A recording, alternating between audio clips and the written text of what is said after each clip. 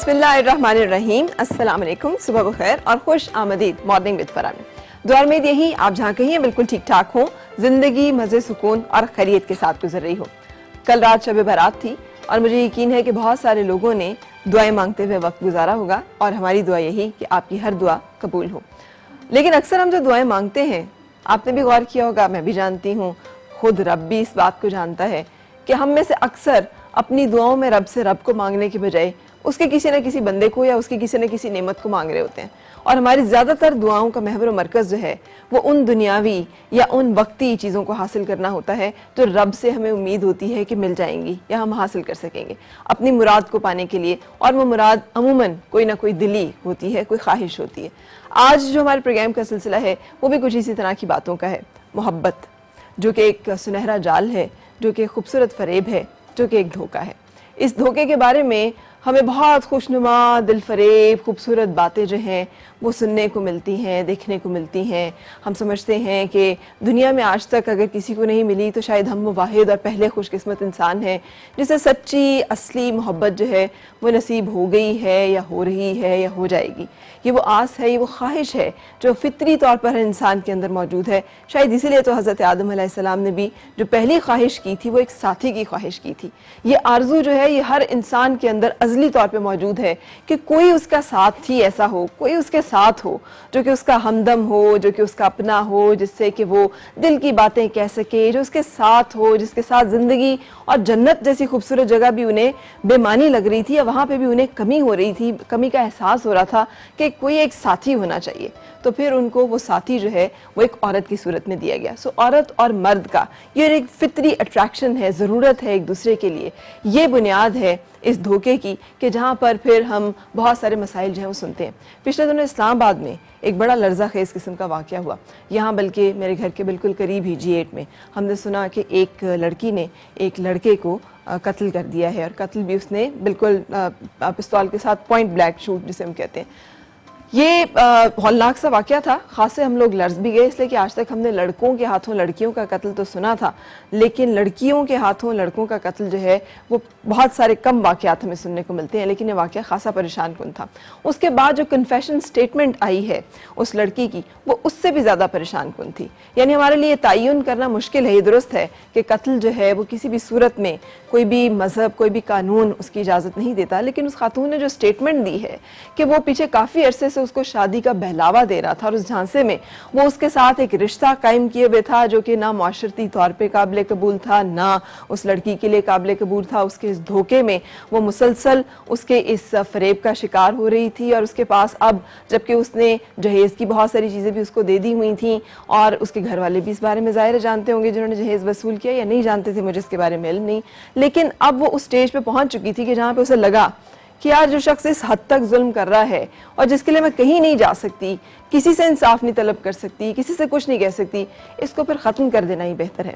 और उसने वहाँ पर इंसाफ जो है वो अपने हाथ में लिया और उसने वहाँ पर वो फेल और वो कदम उठाया कि जिसने बहुत सारे लोगों को चौंका भी दिया, बहुत सारे लोगों को परेशान भी कर दिया। ये इस तरह की स्टेज से बहुत सारे लोग गुजरते हैं और आए दिन इस तरह के वाक़यात में इजाफा हो रहा है, जहाँ पे कोई बीवी बाज़-औक़ात शौहर के, ये भी G6 में होने वाला एक वाक़या, जहाँ पे बीवी ने या एक माँ ने अपने बच्चों को और अपने शौहर को गोली मार के इसी तरह से कत्ल कर दिया था। वजह यकीनी तौर पर बहुत सारी इस तरह की तशनगियाँ, बहुत सारी इस तरह की एक दूसरे के साथ जिसे कहते हैं नामुआफ़क़त हालात, बहुत सारी एक दूसरे के साथ जिसे कहते हैं जो ख्वाहिशात का पूरा ना होना, या फिर शिकवे शिकायत ही होंगे यकीनी तौर पर, जो जिसकी वजह से कोई भी इंसान जो है वो इंतहाई कदम उठाने पे मजबूर होता है। लेकिन क्या ये कदम जस्टिफाइड है? क्या हमें जो भी जितनी भी तकलीफ पहुंचे, जितनी भी अजियत पहुंचे, क्या उसके नतीजे में हम भी एक जालिम बन जाएंगे और क्या हम भी कानून और इंसाफ अपने हाथ में ले लेंगे? जबकि बहैसियत मुसलमान हम सब का मानना है कि एक ज़ात है जो कि नज़र रखे हुए है हर इंसान के ऊपर और वो बहुत अच्छी तरह से जानता है कि कौन क्या कर रहा है। ये दुरुस्त है कि देर लग जाती है, लेकिन जल्द या बदेर इंसाफ तो इंसान को मिल के रहता है। लेकिन ये सूरत हाल और ये वाक़यात क्यों डेवलप होते हैं? क्या ये किसी एक मखसूस जेंडर के किस्से हैं? क्या सिर्फ ख़वातीन जो है वो इस तरह के मसाइल का शिकार होती हैं? क्या मर्द भी इस तरह के हालात से गुजरते हैं? और अगर गुजरते हैं तो फिर क्या हमारे पास लाए अमल है?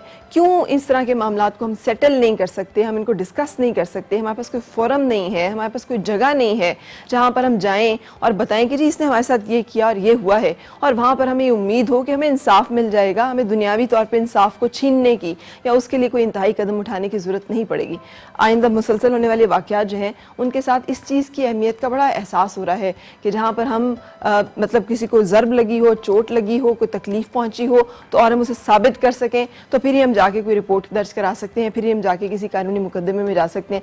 इस तरह के मामला जहाँ किसी ने जज्बाती तौर पे, जहाँ किसी ने दिली तौर पे, जहाँ किसी ने रूहानी तौर पे किसी शख्स को इस दर्जे घायल किया हो, उसके लिए इंसाफ कहाँ से मिल सकता है और कैसे लिया जा सकता है, ये एक सूरत हाल है जो कि काबिल गौर है। और इसके बारे में मुझे यकीन है कि हमें सर जोड़ के बैठना पड़ेगा और इसके बारे में कोई ना कोई लाए अमल तय करना पड़ेगा ताकि इस तरह के वाक़यात जो हैं उनका रास्ता रोका जा सके और हम सबको यकीन हो कि दुनिया में भी हम इस तरह के लोगों को जो कि नाइंसाफ़ी करते हैं किसी न किसी तरह से अकाउंटेबल कर सकते हैं। आज इसी बारे में हमारी बहस होगी और बातचीत होगी। हमने बहुत सारे ऐसे लोगों को यहाँ पर बुलाया है जो खुद इस तरह के प्रोसेस से गुजरे हैं, उनके साथ जुल्म हुआ, उनके साथ ज्यादती हुई, उनके साथ बेवफाई हुई, उनके साथ ज़िंदगी में ये जिस तरह के वाक़या भी मैंने भी सुनाया इस तरह का वाक़या भी हुआ। बल्कि मेरे एक मेहमान आपसे मिलेंगे इसी तरह से, एक मर्द जिनके के ऊपर इसी तरह से एक तेज़ाब फेंक दिया गया और वो सारे प्रोसेस से गुजरे, क्यों गुजरे, कैसे कोप किया, क्या होना चाहिए, ये सारी बातें जो हैं ये आज शो का हिस्सा होंगी जिसके लिए हमारे एक्सपर्ट्स जो हैं वो आपसे मिलेंगे। हम रिलीजियस स्कॉलर को भी कॉल पे लेंगे, उनसे भी बातचीत करेंगे, जानेंगे कि मजहबी नुक्ता नज़र से हमें क्या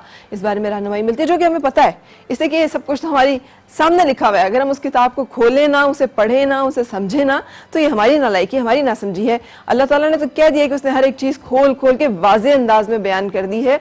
और जहाँ हम इतने पैसे इन्वेस्ट करते हैं कपड़ों के ऊपर, जूतों के ऊपर, सारी किताबें, फ़िक़्ह की, हदीस की, तफसीर की तमाम किताबें मौजूद हैं।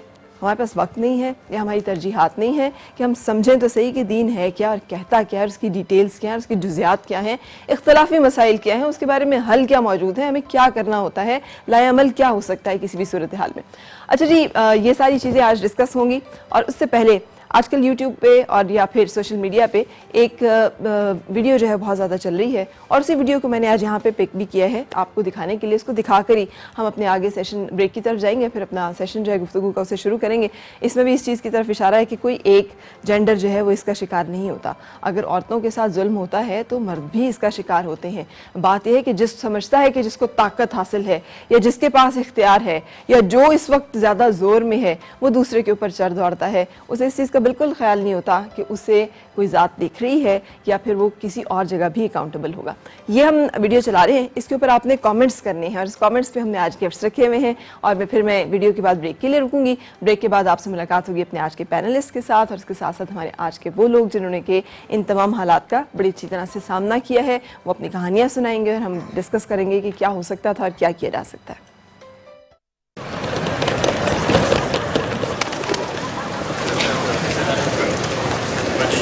Yeah, and I'll try and see you on Thursday, and then get the... What do I do? What? Just keep doing it. They're annoying. What? Too fucking tough. Come here. Get your hand off me. Come here. What? Where were you? I'm not talking to you about this. Come I'm not here. talking to you about this. Get your hand off me. Stop. Who was there? Get your hand off me. Who was there? Tell me who was there. People are looking at us. I swear to God, Chris, I swear to God. People are looking at us. Will you get your hand off me? Stop. They're looking. Shut up. People are looking at us. What's wrong with you? Honestly, we're fine. Grant, I'm Grant, thanks. Okay, because someone will call the police if you carry on doing that to someone. Okay. Because if I don't, someone else will. Okay. It's perfectly fine. You don't have to put up with that, honey. Okay. Thank you. My office is there. You're definitely all right. Yeah, I am. Problems just come and knock. I'm Grant, thanks.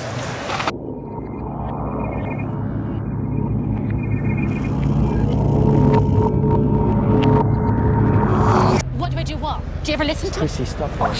You're crazy, man. Manic. I've been talking at you for the last 10 minutes and you haven't listened. You haven't gotten into fucking what I've been saying to you. But you're fucking not even listening to me. That's what. Why do I push you like that? And you won't listen to me. You're fucking all manly. I was. No, you can't be. No, you can't be. Stop. Listen to me when I'm talking. Away from me. Stop it. What the fucking bullshit? What the fuck is wrong with you? Just nothing. Don't give me that shit, okay? Pathetic.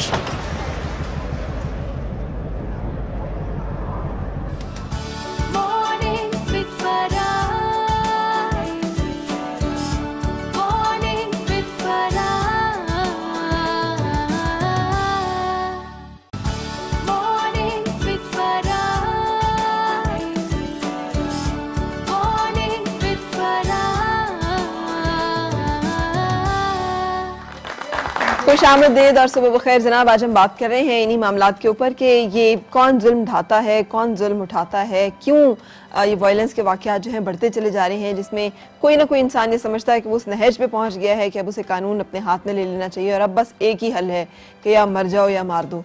तो ये जो सूरत हाल है ये क्यों इतनी ज़्यादा पैदा हो रही है, और ख़ास तौर पर मोहब्बत के नाम पर। वैसे ये तो दुरुस्त है कि इतने लोग नफ़रत के नाम पे कत्ल नहीं होते, ख़त्म नहीं होते, जितने लोग मोहब्बत के नाम पे मरते हैं और मारे जाते हैं उसमें उनको हम गिन ही नहीं रहे जो बेचारे चुपचाप मर जाते हैं। वो अगर उनको भी गिन लिया जाए जो कि मतलब अल्लाह ने अनाउंस है तो भी खासी तादाद में लोग जो हैं वो सफ़र होते हैं। आज हमने इसी बारे में डिस्कस करना है। कुछ हमारे पास लोग मौजूद हैं जो कि अपनी कहानियाँ आपको सुनाएंगे कि कैसे कैसे उन्होंने एक रिश्ते में जुल्म उठाया, खाया, उन पर ढाया गया, क्या कैफियत रही, क्यों ऐसे हुआ और वो क्या समझते हैं कि इसका क्या हल होना चाहिए। और उसके साथ हमारा एक्सपर्ट पैनल जो कि आपसे मिलेगा, जिसमें कि साइका हैं, अस्सलाम वालेकुम, साइकोलॉजिस्ट हैं। साइका कैसी हैं? आज मैंने आपकी ठीक ठाक जान खानी है, इसलिए कि ज़्यादातर सवाल जो है मेरे आपकी तरफ डायरेक्टेड होंगे। And I am very thankful कि आप हमारे साथ एडवोकेट फौजिया अजहर साहिबा आप तशरीफ लाई हैं, साथ चौधरी भी हैं। कैसी हैं? अल्लाह के शुक्र, ठीक। वैसे जैसे आप मतलब वेरी मच अनलाइक वुमेन ना, खासा मर्दाना आपने अपना रखा है। तो मैं ख्याल I can call you Chaudhary साहब कंफर्टेबली। कह लूं, इजाजत है? अच्छा जी, तो मुझे बताइएगा, पहले मैं आपसे अगर शुरू करना चाहूँ, आपकी प्रैक्टिस क्या है? आपने अपनी लीगल प्रैक्टिस में क्या देखा है कि किस तरह के लोग ज्यादा आपके पास जुल्म किए जाने की शिकायत के साथ आते हैं? कौन लोग, मतलब जेंडर्स में अगर हम बात करें, मर्द या औरतें? जेंडर में अगर बात करूँ तो हमारे पास ज़्यादातर आती हैं ख़वातीन, चूँकि ऐसा बहुत कम होता है कि हमारे पास ऐसे मर्द हैं जिनके साथ किसी भी तरह का कोई वायलेंस हुआ हो या वो ये बात आके करें कि जी मैं मजलूम हूँ और मेरी बीवी ने मुझे मारा है या टॉर्चर किया है। हालांकि अक्सर जब अलग होना होता है मर्द ने तो वो तो अपने आप को मजलूम साबित करने के 1001 बहाने ढूंढता है, जिसमें सबसे पहला ये होता है करप्ट थी, बिल्कुल दूसरों के साथ ताल्लुकात थे, दूसरा ये होता है पागल थी, साइको थी, लड़ती थी, बड़ा ही मेरी तो जान अजाब में थी।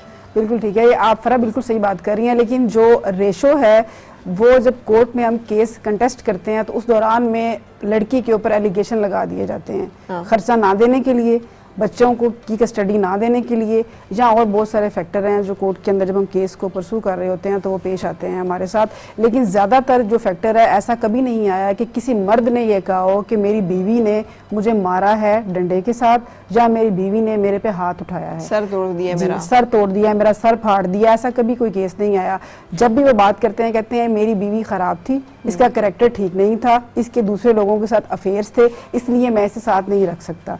दूसरा एक आता है कि जी इसमें पेशेंस लेवल नहीं था, ये मेरे सामने जवाब देती थी, मैं जब बात, मुझे वक्त पे खाना, मतलब छोटी छोटी बातें, मुझे खाना नहीं देती थी, मेरे कपड़े नहीं धो के देती थी, मेरी माँ का ख्याल नहीं रखती थी। मतलब ये वाला जो फैक्टर है ना, मेरी माँ का ख्याल नहीं रखती थी, ये ज्यादा कॉमन होता है कि जी मेरी माँ, चूंकि माँ के कदमों तले जन्नत है, तो वो जब जन्नत का कॉन्सेप्ट आता है तो वो कहता है जी मेरी माँ का सबसे ज्यादा ख्याल रखो, बीवी तो मिल जानी है, माँ नहीं मिलनी दोबारा। तो ये एक बहुत ज्यादा कॉमन वजह नजर आई कि जी बहुत सारी सेपरेशन जब हुई तो वो माँ की वजह से हुई। ठीक है, अरे ये तो एक रिश्ते की बात आ गई ना। अब हम उस रिश्ते की बात कर रहे हैं जो होता तो है लेकिन ना कागजों में होता है ना लोगों के सामने होता है, वो दो इंसानों के दरमियान में होता है और वो उसी में ही घुल के मर रहे होते हैं। उस रिश्ते के बारे में भी कभी आपके पास कोई आया कि मोहब्बत में किसी ने बेवफाई की है या किसी ने मेरे साथ ज्यादती की है? कोई इस तरह की कंप्लेंट्स भी आई? ये नजर ना आने वाला रिश्ता है ना, कोर्ट तो नजर आने वाले रिश्तों में बात करती है जिसमें कागजी कार्रवाई पूरी होती है, एक निकाहनामे की शक्ल में चीजें सामने आती है और कोर्ट उसको लेके आगे चलती है। लेकिन वो सारे ऐसे मैटर है जैसे मोहब्बत हुई, बाद में शादी नहीं हुई, और शादी ना होने की रीजन यही थी कि जी एक दूसरे में खामियां नजर आना शुरू हो गई। 1 साल रिलेशन रहा जिसमें हम कह सकते हैं ज्यादा पॉजिटिव लें तो मंगनी हो गई जी, मंगनी चलाई 1 साल पूरा, बातें की 1 साल पूरा एक दूसरे से, और जब दिल भर गया तो कहा जी अब ये ठीक नहीं है, मैं इसके साथ नहीं रह सकता। उसमें हम ये करते हैं कि काउंसलिंग कर देते हैं एज अ लीगल एक्सपर्ट कि आप लोगों को बेहतर है। कितने ये इस तरह के वाकयात आते हैं आपके ऐसे पास? बहुत कम, क्योंकि वो कोर्ट डिपेंड करती है कागजात के ऊपर, डॉक्यूमेंटेशन के ऊपर, डॉक्यूमेंट्री एविडेंस के ऊपर। तो जो चीज डॉक्यूमेंट्स में ना हो, वर्बल हो, उस पर सिर्फ हम काउंसलिंग करते हैं, उसमें हम कोर्ट के अंदर कोई चीज कार्रवाई नहीं कर सकते। कोर्ट में कुछ इस तरह के मामला का यकीनन आपके पास शायद आते हों जहाँ लोग आके बताते हों कि जी हम एक नाकाबिले बयान अजियत में है, समझ में नहीं आ रहा कि जाएं कहाँ और कहें किससे और करें क्या। तो क्या आपके पास लोग आते हैं साइकोलॉजिस्ट के पास, या ये भी नहीं है कॉन्सेप्ट हमारे यहाँ कि किसी के पास जाके दुखड़ा रो लिया जाए और दिल का बोझ हल्का कर लिया जाए? यूजुअली जो लोग काउंसलिंग के लिए आते हैं वो सरफेस पे उनकी जो प्रॉब्लम्स डिस्प्लेड होती हैं वो कुछ और होती हैं, लेकिन डीप डाउन अगर आप असेस करें तो पता चलता है कि रिलेशनशिप ब्रेकेज हुआ हुआ है या कुछ वहाँ पर टर्मोइल चल रहा है जिसकी वजह से जो सरफेस के ऊपर उनकी प्रॉब्लम्स आ रही हैं, तो जिसकी वजह से वो मतलब आते हैं। किन शिकायत के साथ अमूमन आते हैं? अमूमन ये कि काम में दिल नहीं लग रहा, टारगेट्स पूरे नहीं करे, स्लीपिंग डिसऑर्डर्स हैं, इरिटेबिलिटी है, और जिस रिलेशनशिप से प्रॉब्लम है उसको मेंशन ना करना लेकिन और रिलेशनशिप्स को मेंशन करते हैं। अच्छा। कि बल्कि इस तरह से कि शक होना दूसरों के ऊपर या लोग हमारे साथ ऐसा करें। डीप डाउन आप असेस करें तो एक इमोशनल रिलेशनशिप उनका बहुत अच्छा, बहुत स्ट्रॉन्ग चल रहा था, जो कि कॉन्ट्रैक्चुअल ऐसे था नहीं, जैसे कि फौजिया ने कहा कि वो लीगल उसकी डॉक्यूमेंटेशन नहीं थी, लेकिन वो एग्जिस्ट कर रहा था और बहुत नर्चरिंग भी था। वहां पर जब वो ब्रेकेज आता है तो फिर बहुत सारे आपके रिफ्लेक्शंस हैं नेगेटिव जिनके साथ क्लाइंट आएगा आपके पास। ठीक है। अदरवाइज क्योंकि इसकी सोशल एक्सेप्टेंस नहीं है तो लोग बड़ा ओपनली नहीं आते कि ये प्रॉब्लम है तो इसके लिए हमें काउंसलिंग चाहिए। सही। अच्छा, अब मैंने आपसे जो पूछना है ये कि बहुत सारे लोग सुन रहे होंगे, क्या हम पहले से प्रीएम्प्ट कर सकते हैं, एज्यूम या समझ सकते हैं कि ये कौन सी सच्ची मोहब्बत है और कौन सी नकली मोहब्बत है, ये वाकई जो बंदा कह रहा है ये वाकई ही और शी मीन इट, या फिर ये वाकई वक्ती तौर पे हमें सिर्फ धोखा दे रहे हैं, कोई फरेब दे रहे हैं? और इंसान धोखा और फरेब क्यों देता है किसी को मोहब्बत का, उससे उसका मतलब क्या हासिल करना होता है, ये हम बात करेंगे। एक हमारे पास साहब भी मौजूद है, इसी तरह की आपकी कहानी है। क्या नाम है आपका? अस्सलाम वालेकुम, माइक दीजिएगा इनको। मेरा नाम निसार अहमद है। निसार से माइक थोड़ा नजदीक करके बोलेगा। मेरा नाम निसार अहमद है। निसार अहमद, आपकी कहानी भाई की है जो कि आप हमें अभी सुनाएंगे। उसके मुताबिक ये कि भाई की आपने शादी की, फिर क्या हुआ? मैंने वो मेरा नाम मैडम निसार अहमद है, तो मेरे भाई की शादी जो ना मैंने मामू के घर करवाई थी। ठीक। वो मेरा भाई मेरे से 3 जगह छोटा है, तो उन्होंने शादी हमने जब करवा दी तो लड़की का पता नहीं किसी और जगह है था शादी का प्रोग्राम। अच्छा। तो मामी ने वो मामू मेरे का बेटा कोई नहीं है, तो हमने कहा चलो भाई की शादी उधर कर देते हैं, वैसे तल्लुकात हमारे उनके साथ नहीं थे अच्छे। ठीक। तो मेरे एक छोटे मामू उन्होंने कहा कि नहीं शादी यहाँ पे करनी है, तो हमने उधर शादी कर दी। तो 2-3 महीने शादी चली, तो उसके बाद जो ना लड़की उसकी माँ ने वापस अपने घर ले आती। तो जब वो भाई को भी साथ मुड़ के ले गए, तो लड़के भाई को वापस उधर ले गए, तो मुड़ के कुछ अरसे बाद मुझे पता चला कि वो यार वो लड़की वहाँ से गायब हो गई है। तो हम लोग वहाँ पे गए तो पता किया तो वो कह रही कि लड़की जो है ना वो किसी के साथ चली गई है, भाग गई है। लड़की की माँ ने आपको बताया कि? लड़की की माँ ने हमें बताया। तो वो दूसरा भाई भी हमारा कोई इतना तेज नहीं था, वो भी कहे कि जी चली गई है, किसी के साथ चली गई है। कुछ अर्से बाद कोई महीना 1.5 महीना गुजरा तो हमें पता चला कि लड़की गई नहीं थी, उसने अपने एक बहन के घर छोड़ दी शेखुपुरा में। लड़की की माँ ने लड़की को अपनी बहन के घर छुपा दिया। सही। तो हमें कह दिया कि ये फलाने लोग जो ना ये हमारे पड़ोसी हैं, तो वो ले गए। अच्छा। तो हम लोग उधर चले गए, उनके साथ कोई 2-4 दफ़ा गए। उन्होंने कहा हमने ये काम नहीं किया, लेकिन वो जब हम गए तो उन्होंने झगड़ा हो गया हमारा उनके साथ, कोई हम 2-4 लोग लेके चले गए, हमारी लड़ाई झगड़ा वगैरह हो गया। तो लड़की उन्होंने खुद मेरी जो मामी की बहन है उन्होंने दारुल मान गुजरांवाला में छोड़ दी।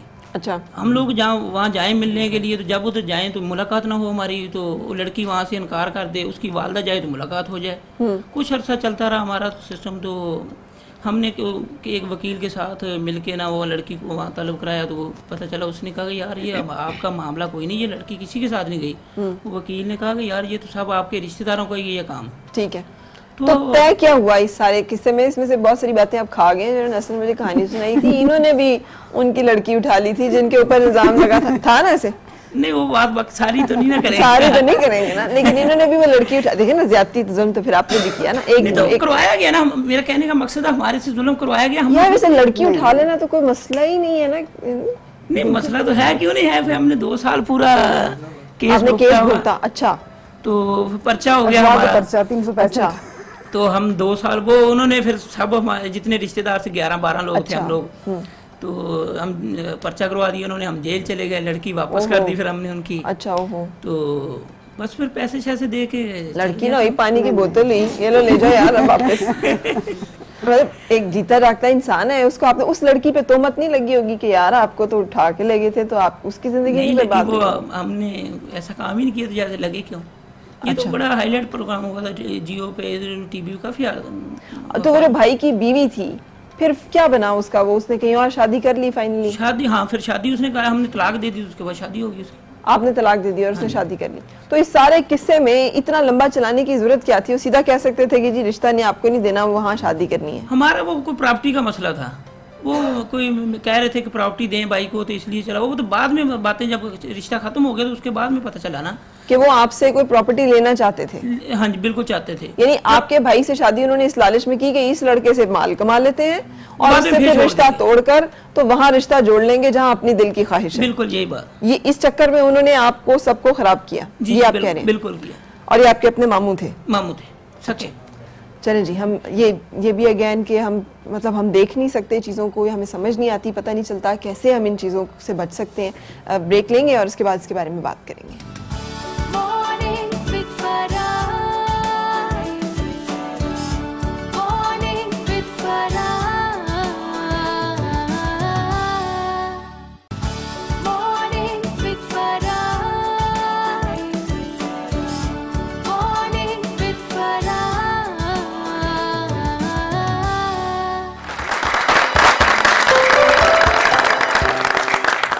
खुशामदीद और सबब खैर। हम बात कर रहे हैं आज की जो जुल्म किया जाता है जब किसी भी इंसान के ऊपर, खास तौर पे जज्बाती मामलात में, तो वो इंसाफ को जब अपने हाथ में लेता है, क्या ये अवामिल है और कैसे इसे रोका जा सकता है।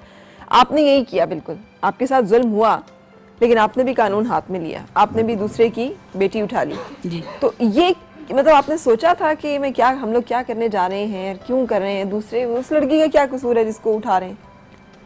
बस गलत फहमी में हो गया ना। हम लोग गए तो थे उनके पास कि हमारी लड़की जो है वापस कर दें, लेकिन उसका कोई सही रिस्पांस वहाँ से मिला नहीं। तो वो उनके पास होती तो गरीब वापस करते ना, उन्होंने यही रिस्पांस देना था कि जाओ अपना काम करो, हमारे पास है ही नहीं।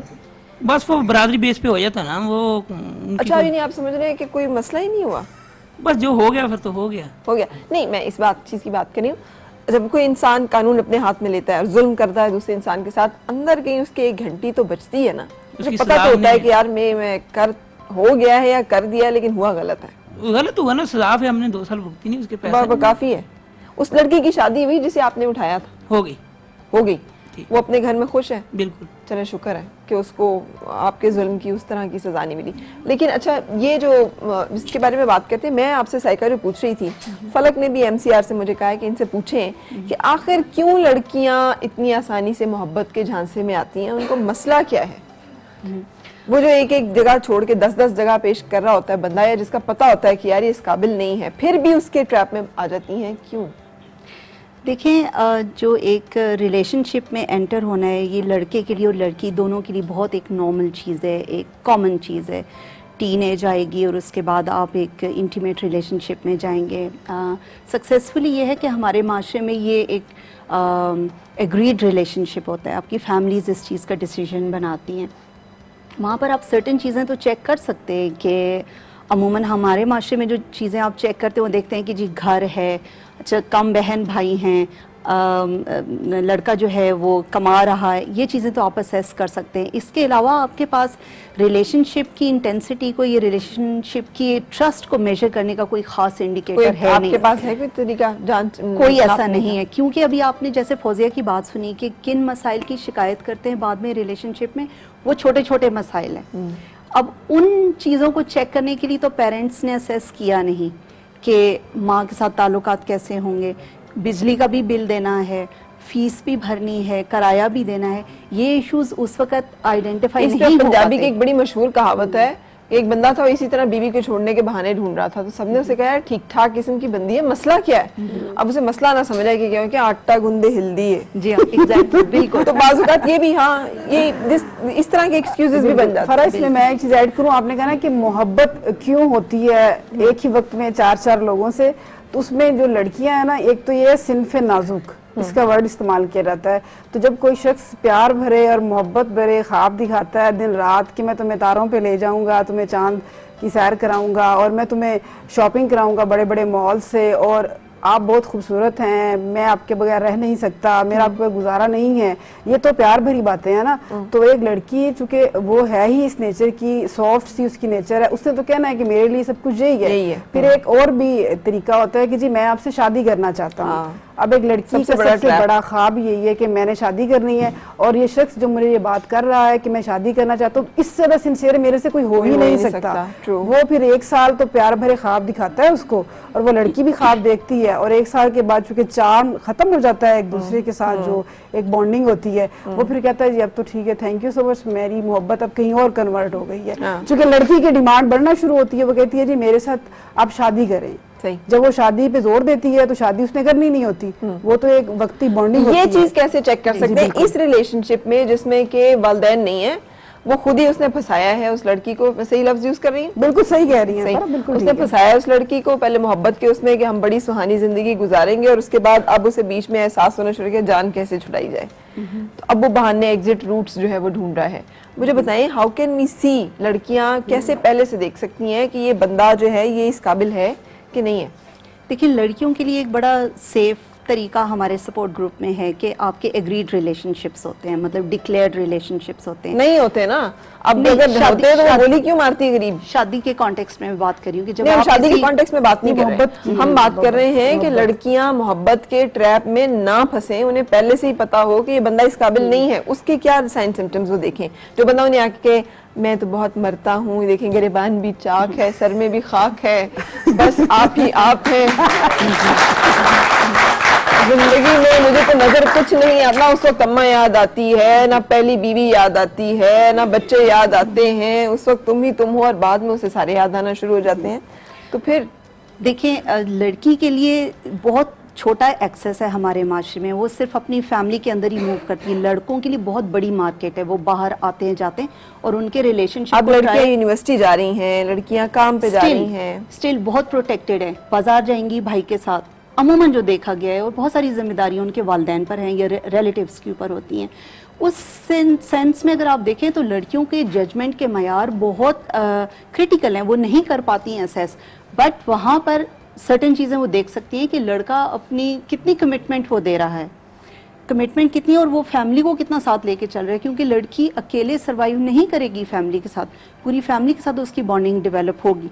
बहुत जल्दी उसको असेस कर लेना चाहिए कि ये रिलेशनशिप सिंसियर है या नहीं है। अच्छा, बाज़ औक़ात वो रिलेशनशिप उस नहज पे ले जाता है मर्द के, उस वक्त उसे पता भी चल जाए तो उसमें से निकलना उसके लिए घाटे का सौदा ही होता है। बिल्कुल। वो उसको किसी न किसी जिस्मानी ऐसे ताल्लुक की उस पे हद पे ले जाता है कि वहां पे अगर वो निकलती भी है तो उसे पता होता है कि यार अब मेरे पास वापसी का रास्ता नहीं आया, at point of no return, अब एक ही है कि इस रिश्ते को अच्छी तरह से हम वो कर लें। मुझे बताएं कि फिर देखिए, जब एक रिलेशनशिप आपका अदर देन आपके ब्लड बॉन्डिंग डेवलप हुआ, वो बड़ी पॉजिटिव नोट्स के ऊपर डेवलप हुआ था, आपकी शेयर्ड कमिटमेंट्स थी, शेयर्ड विजन था, शेयर्ड आपकी ड्रीम्स थे, तमाम चीज़ें पॉजिटिव थी। लेकिन जहाँ पर लड़की ने ये महसूस किया कि पावर कंट्रोल जो है वो अब लड़के के हाथ में जाता चला जा रहा है और मैं अपने डिसीजन नहीं ले पा रही, मेरी से की वैल्यू नहीं है, वहाँ पर आप आइडेंटिफाई कर लें कि आपका रिलेशनशिप की वर्ड्स जो है वो वीक होती चली जा रही है। बेहतर है कि एक प्रॉब्लमैटिक रिलेशनशिप को प्रोलॉन्ग करने के आप वहीं पर उसको टर्मिनेट कर दीजिए, इससे पहले कि आपका बहुत ज्यादा लॉस हो। जो होना था वो तो हो गया। मैं उस कॉन्टेक्स्ट में कह रही हूँ कि जहां तक आपने खातून के लिए ये इशू बहुत बड़ा है कि जो होना था वो हो गया। मैं समझती हूँ कि माँ और बेटी के दरमियान इतनी फ्रेंडशिप होनी चाहिए कि बेटी जो है अपनी माँ को सारी बातें बताए, बिल्कुल सही, और माँ जो है ना उसको गाइड करे कि ये जो है ना, जैसे अब कोई लड़का है उसके पेरेंट्स, अगर लड़की लड़का आपस में मिल रहे हैं और पेरेंट्स को कोई पता नहीं है, वैसे ऐसे हो सकता है कि लड़का लड़की की आपस में कोई चल रही हो और वालिदैन को कानो कान खबर ना हो। आप समझती हैं ऐसे हो सकता है? दोनों पार्टियां जो है ना इन्वॉल्वमेंट होनी आप चाहिए। समझती हैं ऐसे हो सकता है? हम घरों में रहते हैं कि लड़की अगर किसी जगह पे कोई इसका या लड़के का, तो इस हद तक वो खुफिया उन्हें तो यार फिर हमारी इंटेलिजेंस एजेंसी नहीं होता तो बिल्कुल ऐसा होता है।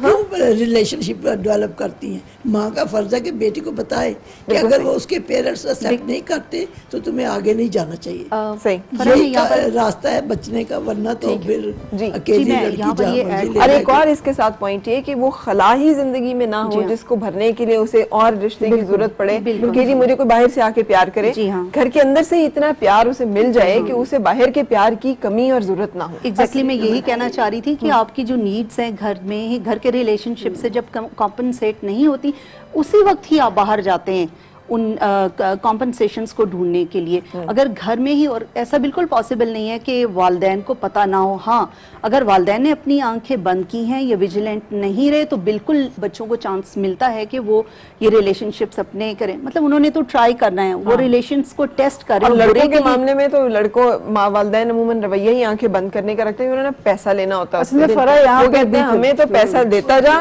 बाकी जो मर्जी तू करता आते हैं ना, पूछते हैं कोई डॉक्टर से कराओ, इंजीनियर लड़की हो, मालदार हो, उनका स्टेटस हो, भाई तुम लोग दुल्हन लेनी है कि तुमने प्रॉपर्टी लेनी है। असल में फर्क ब्रेक ले लेते हैं, सॉरी ये ब्रेक लेनी पड़ेगी, ब्रेक के बाद फिर आपसे मुलाकात।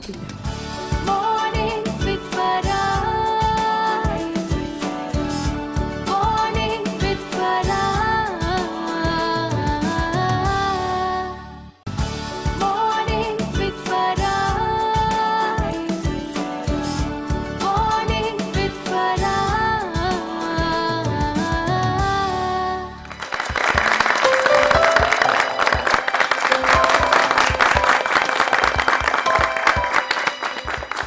खुश आमदीद और सुबह बखैर जनाब। आज हम बात कर रहे हैं कि माशरे में ये जो इस तरह के मसाइल जहाँ जज्बाती तौर पे वाबस्तगी है और टूटना और अलहदा होना और फिर उसके बाद एक तकलीफ के मरहले से गुजरना, ना बता सकना ना छुपा सकना और फिर उसके बाद इल्ज़ाम तराशियाँ और बाज़ औक़ात कानून हाथ में ले लेना, ये सब कैसे और क्यों होता है, इसका रास्ता कैसे रोक सकते हैं, कौन ज़्यादा जिम्मेदार होता है इस तरह के मामलात में। अभी तक की जो बहस है उसके मुताबिक दोनों में से कोई भी जिम्मेदार हो सकता है, मर्द या औरत। ज्यादती किसी भी तरफ से हो सकती है, लेकिन चूंकि ज़्यादा हम जो कंप्लेंट सुनते हैं अपने माशरे में वो औरतों के ऊपर होने वाली नाइंसाफ़ी की है। इस वक्त भी मेरे पास ज़्यादा ख़वातीन मौजूद है जिनके साथ इस तरह का मामला हुआ, लेकिन उससे पहले कॉलर को भी सुन लेते हैं, आपकी भी सुनेंगे कहानी, आप बेचैन ना हो।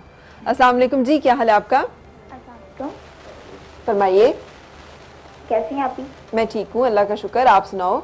मैं बिल्कुल ठीक हूँ। लारेब बात कर रही हूँ गुजरावाला से। जी लारेब। एक जरा शेर सुनाना चाहती हूँ आज के टॉपिक के हवाले से। मट्टी के घरौंदे दाढ़ ढाकर एवान बनाए जाते हैं, इंसान के जालिम हाथों से इंसान मटाए जाते हैं। शाबाश। और मैं ये आज जो आपने वीडियो दिखाई इसके बारे में मैं ये कमेंट्स देना चाहती हूँ कि यानी वायलेंस इज वायलेंस, ठीक है, यानी तशद्दुद तो तशद्दुद है, चाहे मर्द की तरफ से हो या औरत की तरफ से। ठीक है, बिल्कुल सही, थैंक यू सो मच। जी क्या कहानी आपकी? जी मेरी कहानी इस तरह से है, मैं समझता हूँ कि लोगों को मैसेज आए। आम की वो तो दो 12 साल पहले की बात है, मेरा तल्लक गुजरांवाला में था मैं, तो एक कॉल मैं कर रहा था, कॉल गलती से किसी और जगह मिल गई। अच्छा। मेरे घर से कुछ लोग गए हुए थे अपने अजीज़ों के घर में, मैंने उनको जाके लेके आना था वापस अपने अजीज़ों को ना, कॉल गलत मिल गई। खैर मैंने उसे कहा कि ये उनका घर है, नासिर का घर है। कहते हैं नासिर का घर नहीं है। वो खातून थी, मतलब मेरी उनसे बात हुई, मैंने फिर दोबारा रीडायल किया। क्यों? मैंने कहा कि आप गलत मैंने कर रही, मैंने किया इसलिए कि मैंने आवाज़ अच्छी लगी। जी आवाज़ भी अच्छी लगी। अच्छा सही, ठीक है। और दूसरा जब दोबारा मैंने रीडायल किया तो मुझे कंफर्म नहीं था कि ये कॉल कहीं और मिली हुई है। उस वक्त तक तो यही था कि मैं उसी घर पे कॉल कर रहा हूँ, सही, जहाँ मैंने अपने सिस्टर को लेके आना है वापस।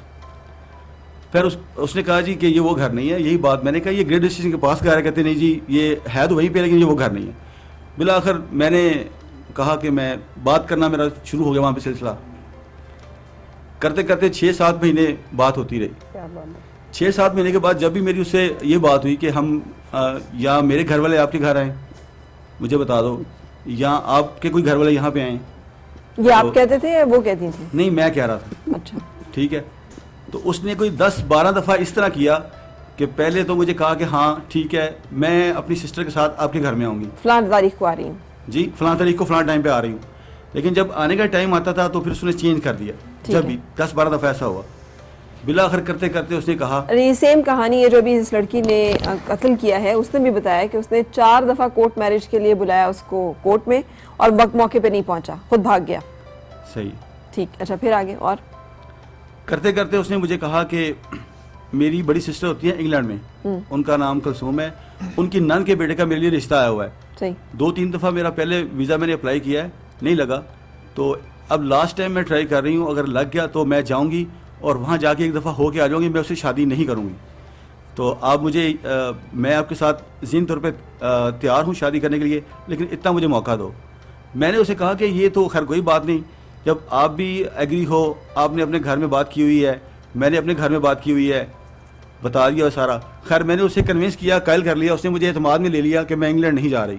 ठीक है, उसके बाद जल्दी सुनाइएगा कहानी।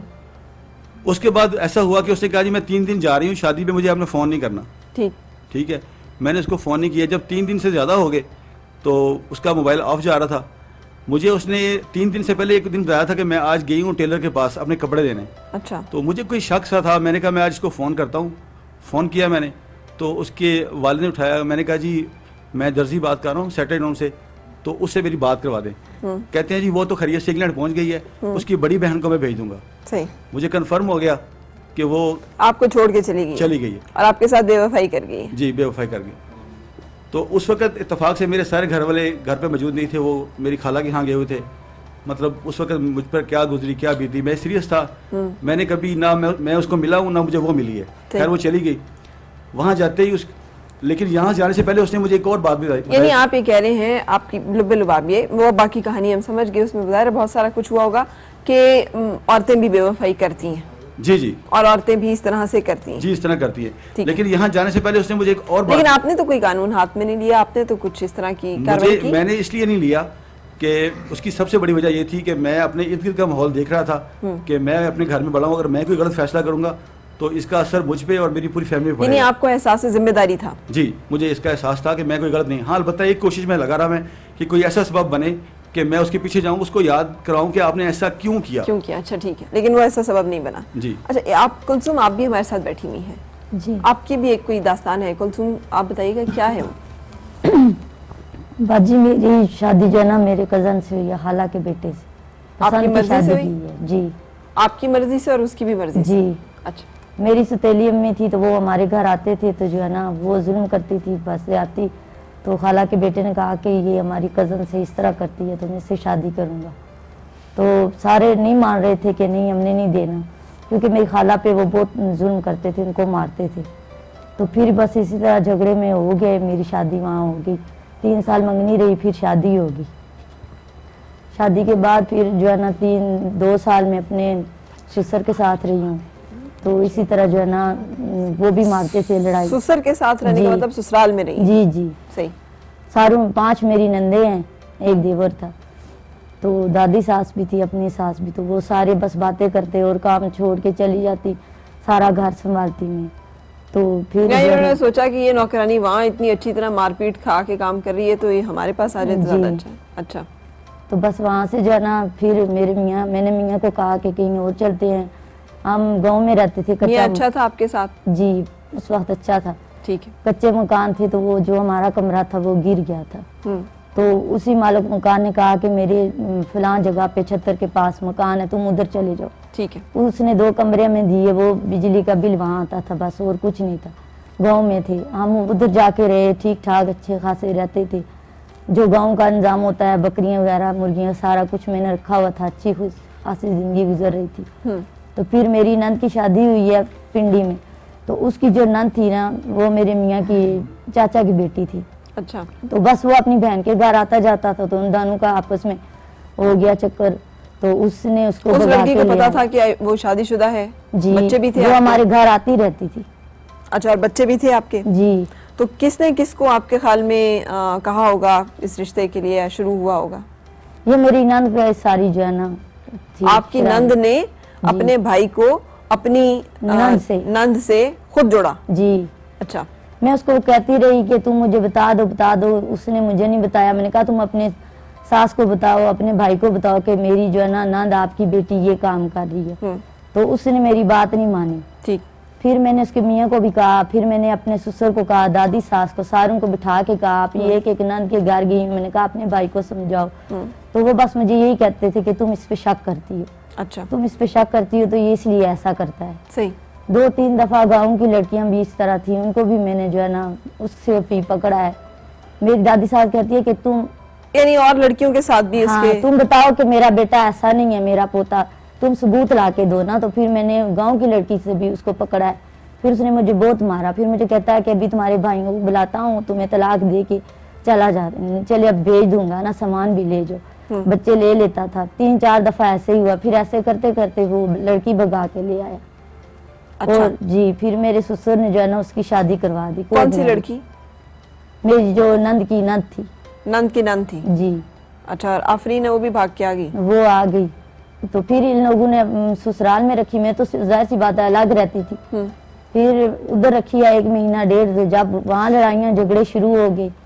वहाँ क्यों शुरू हो गए? जी क्यों ताने देते रहे कि तुम भाग के आई हो, ये करके आई हो, वो करके आई हो। फिर जो मेरी नंद थी उसको भी तलाक हो गई। ठीक। वो भी घर पे आ गई। वो दोनों फिर आपस में लड़ती थी। अब इस सारे किस्से को अगर आप मुख्तसर करें फिर क्या हुआ? अब क्या हालात हैं? तो अब ये हालात है कि उसने शादी जिस दिन से की है ना मुझे खर्चा दिया ना बच्चों को दिया है।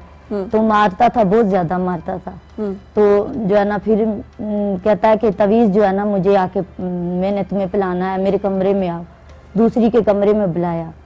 तो तभी जब मैंने उसको कहा कि ठीक है, तो फिर मुझे दरवाजा बंद करके अंदर रख लिया। तो कहता है कि तुम इधर ही रहो, कि एक ही कमरे में मैंने दान से मिलना है, ये करना है, वो करना है। तो उसके सामने मुझे मारना शुरू कर दिया। ठीक है। दूसरी बीवी के सामने। ठीक है, ठीक है, यानी ठीक है, आप परवर्जन्स का जिक्र कर रही हैं। ठीक है, हम ब्रेक के लिए रुकेंगे और ये जो मामलात अब हम सुन रहे हैं यानी अगेन के कैसे अब वो कैसे डील करे इसके साथ और क्या हल आप उसे बताएंगे और आप भी क्या हल तजवीज़ करेंगे? क्या इसमें कोई कानूनी कार्रवाई है, कुछ किया जा सकता है? ब्रेक के लिए रुकने के बाद फिर आपसे मुलाकात। Morning with Farah. Morning with Farah. Morning with Farah. Morning with Farah.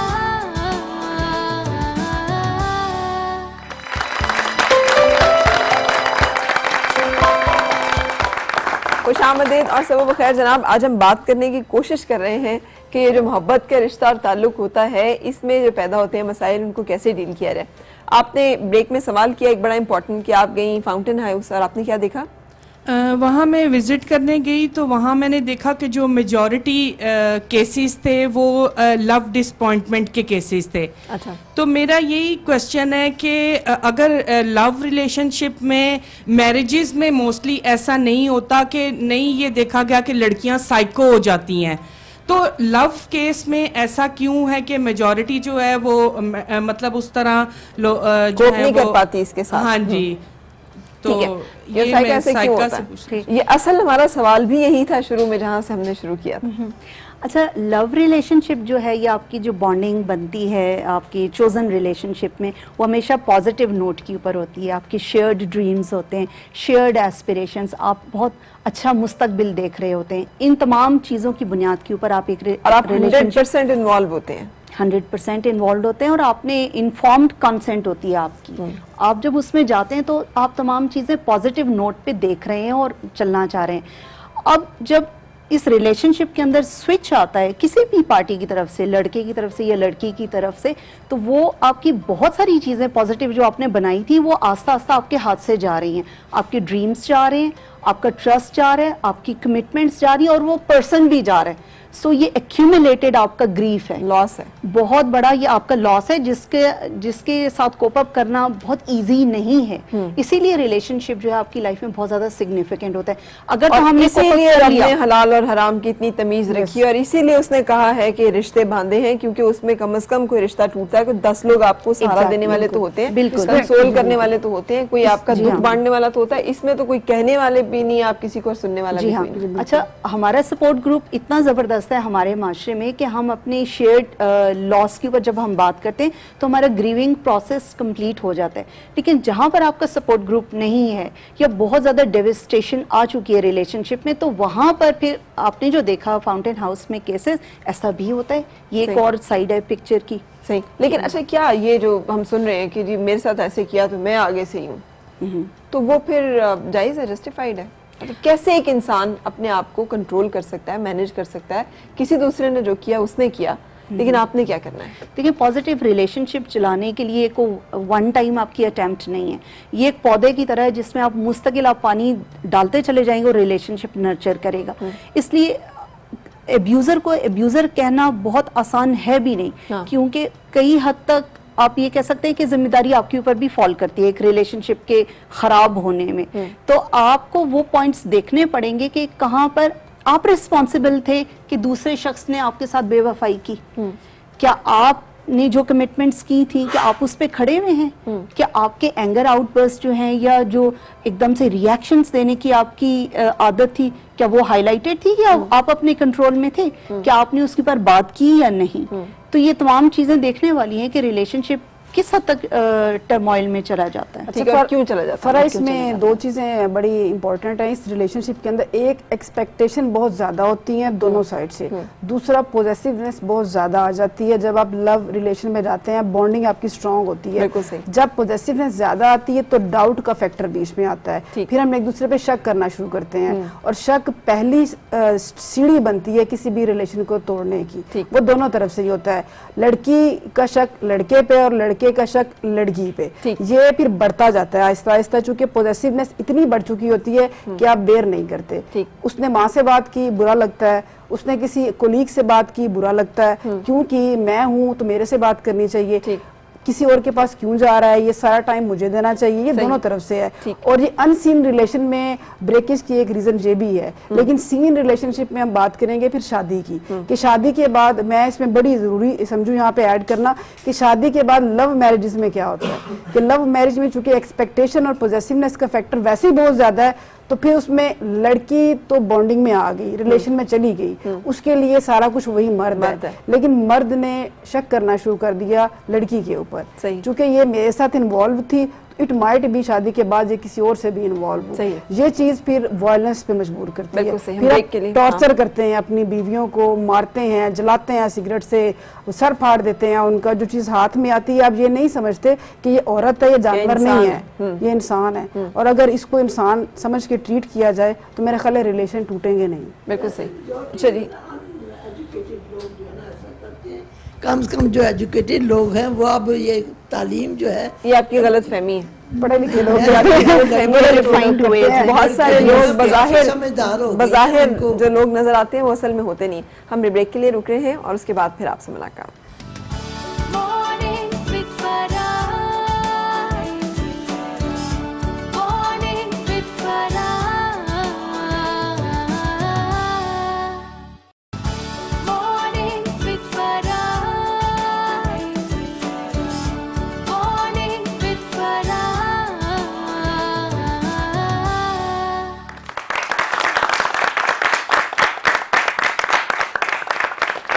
खुशामदीद और सुबह बखैर। आज सुबह जब हमने इस शो को प्लान किया था तो उसमें यह था कि मर्द और औरत दोनों एक तरह के मसाइल का शिकार होते हैं। ज़रूरी नहीं कि सिर्फ औरतें ज़्यादा होती हैं, मर्द भी होते हैं। और हम एक रिलेशनशिप को डिस्कस कर रहे थे कि ये जो लव रिलेशनशिप होता है इससे कैसे बचा जा सकता है कि आप तबाही के स्टेज पे ना आए कि जहाँ पे आप सब कुछ लुटा देने और लुट जाने के लिए तैयार हो जाते हैं।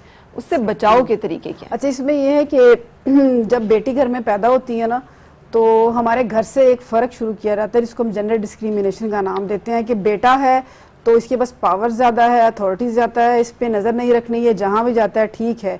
बेटी है उसको पावर नहीं देनी, उसको हमेशा यही सिखाना है कि तुम बेटी हो, उसकी केयर नहीं करनी। लेकिन अब आप एक लम्हे के लिए रुके, अगर हम देखें अब जो अपने आज़ादी, लड़कियाँ यूनिवर्सिटी जा रही हैं, कॉलेज ठीक है, बहुत अच्छा है जो पढ़ रही हैं, एम्पावर्ड हो रही हैं, लेकिन अगर वो उसको थोड़ा सा भी मिसयूज़ करती हैं और वहाँ पे कोई ना कोई किसी न किसी के झांसे में, किसी न किसी के फरेब और धोखे में आ जाती हैं, तो फिर उसके नतीजे में ये सारे मामला जो हैं ज़्यादा गंभीर और मसले बढ़ना शुरू हो जाते हैं। ज़रूरी नहीं बाहर जाएँ। बिल्कुल, इन्होंने बताया वो घर के अंदर भी आकर अगर किसी न किसी को करना है, इन्वॉल्व करना है तो हो जाता है, इंसान है, इंसानी रिश्ते शुरू हो जाते हैं। फिर क्या किया जाए? अब साइकोलॉजिस्ट सिर्फ ये बताइएगा, थोड़ा सा एक इस बारे में बताइएगा कि कैसे हम एक बिगड़ते हुए रिश्ते को संभाल सकते हैं और जब हमें समझ आ जाए कि अच्छा इसमें नहीं हो सकता कुछ भी, तो कैसे उसको एक अच्छी तरह से शेप देना है या उसको रुख देना है।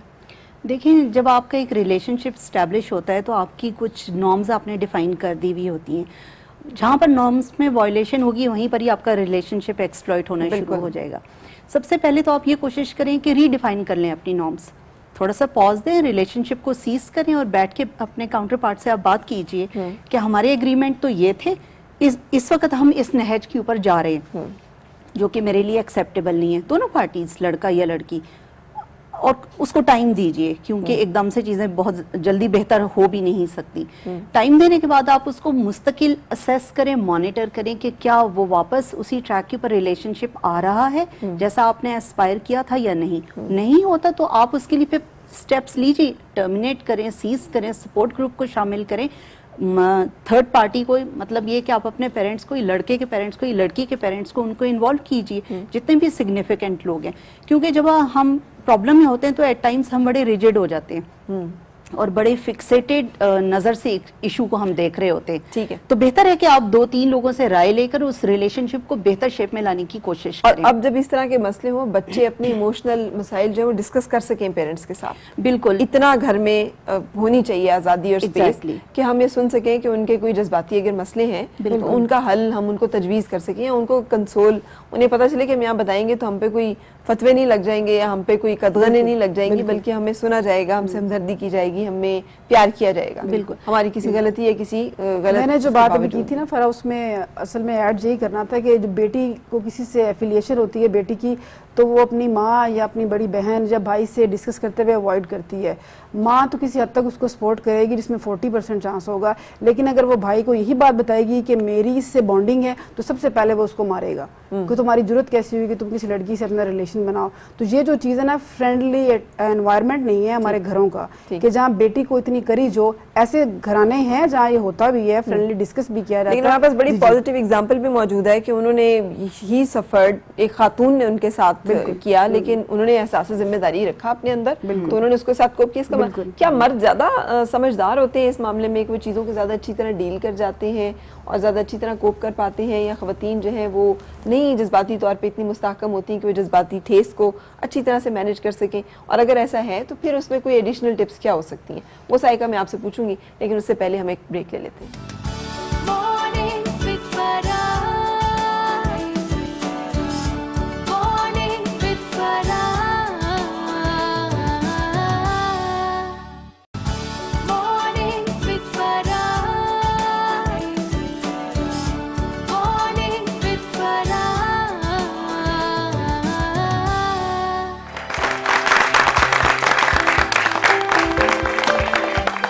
खुशामदीद और सुबह बखैर। आज हमने मौजू रखा था कि कैसे हम अपने आप को बचा सकते हैं उस रिश्ते में जाने से जिसका नतीजा तबाही और एक उसका अंजाम जो है वो अच्छा नहीं होता। गुफ्तगू इधर उधर बहुत जाती रही, हमने बहुत सारी खवातीन की बातें सुनी जिनको सुन के लगा कि शायद मर्द जिम्मेदार हैं, मर्दों की बातें सुनी उनको सुन के लगा खवातीन भी बराबर की जिम्मेदार हैं, कसूरवार हैं। और यही जिंदगी का तवाज़न भी है कि हर रिश्ते में मर्द और औरत दोनों बराबर के शरीक होते हैं और दोनों एक जितने जिम्मेदार होते हैं उस रिश्ते के बनने और बिगड़ने के, उसमें बेहतरी के लिए भी दोनों एक जैसी कोशिशें कर सकते हैं। बहुत ज़रूरी है कि वालिदैन जो है वो बच्चों के दरमियान कोई खलीज ना हो, बच्चे वालिदैन के साथ अपना दिल का राज दुख सुख कर सकें, उनसे वालिदैन को से बच्चों को इतनी मोहब्बत मिले कि उन्हें किसी तीसरे फरीक से मोहब्बत को लेने की ज़रूरत ना पड़े। और फिर वालिदैन जो है वो बच्चों की सरगर्मियों पर नज़र भी रखें कि वो किस तरह के मामलात में आजकल फ़ोन, इंटरनेट, इन चीज़ों की वजह से किस तरह के रिश्ते, किस तरह के दोस्त और किस तरह के लोगों के साथ वो मिलजुल रहे हैं। अगर हम इन चीज़ों पर चेक रखें दोस्ताना अंदाज में और अपने अंदर जो मौजूद मोहब्बत है और एतमाद है और एक दूसरे के लिए जो हमारा होता है हमदर्दी का रिश्ता, एहतराम का रिश्ता, उसको हाथ से ना जाने दें तो फिर कोई भी रिश्ता जो है वो कमज़ोर नहीं होता। हम नहीं कह सकते कि मर्द जालिम है, हम नहीं कह सकते कि औरत जालिम है। कब किसी जगह पे औरत जिम्मेदार है, किसी जगह पे मर्द जिम्मेदार है, और जहाँ जहाँ पे जो जिम्मेदार है उसको अपनी जिम्मेदारी कबूल करनी चाहिए। अगर ज़िंदगी में कोई डिजास्टर या तबाही हो जाती है तो भी ये जिम्मेदारी कि जो हुआ उसमें आपका अगर किरदार मस्बत था और आपने कुछ मनफी नहीं किया तो फिर उसका अंजाम जो है वो अल्लाह ताला के हवाले कर देने में ही बेहतरी और आफियत होती है। मुझे तो यही समझ आया सबकी बातों से। बाकी कहानियाँ जिसकी सुने उसको लगता है, उन पर हमें लगता है यार वो बंदा बड़ा गलत है और वो औरत बड़ी गलत है। सो इन बातों को यहीं पे छोड़ते हुए इसी दुआ के साथ कि हमें ज़िंदगी में कभी किसी ऐसे मसले से दो चार ना होना पड़े, और अगर हो तो अल्लाह ताला उसमें हमारी मदद और तावन करने के लिए हमारे साथ मौजूद हों और हमारे लिए रहनुमाई और रास्ते जो हैं वो खुलते जाएँ। ब्रेक आपसे इजाज़त लूँगी इसी दुआ के साथ कि आपकी हर सुबह खुशगवार हो और हर खुशगवार सुबह का अंजाम बखैर। मुलाकात इंशाल्लाह आपसे कल फिर, उस वक्त तक अल्लाह हाफ़िज़।